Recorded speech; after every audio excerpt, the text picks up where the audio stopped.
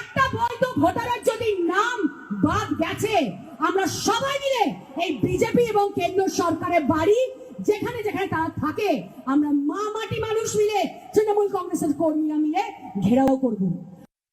দিদি, আপনাকে বিজয়ার শুভেচ্ছা জানাই, প্রণামও জানালাম। আপনারা নমস্য। দিদি, আপনি বলেছেন যে বৈধ ভোটারদের নাম কাটা গেলে আপনারা বিজেপির বাড়ি ঘেরাও করবেন।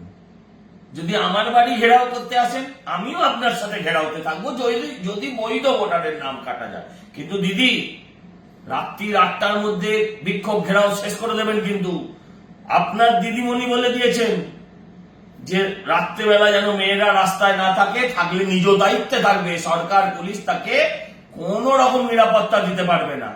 1 আর 2, বৈধ ভোটারের নাম কাটা যাক, এটা তো আমরা কেউ চাই না।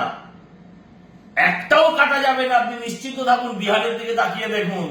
কিন্তু দিদি, কাটা তো যাবে অবৈধ, কাটা তো যাবে ভুয়ো ভুতুরে।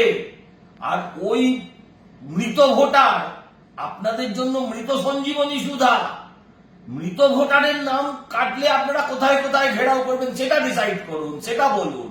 বৈধ ভোটারের নাম কাটলে আমরা যাব আপনার সাথে আন্দোলনে, কিন্তু মৃত ভোটারদের নাম কাটলে তৃণমূল তো মৃত হয়ে যাবে। দিদি, সেই ব্যাপারটা একটু ভাবনা চিন্তা করে একটা সঠিক পথের দিশা দেখে একটা আন্দোলন করুন।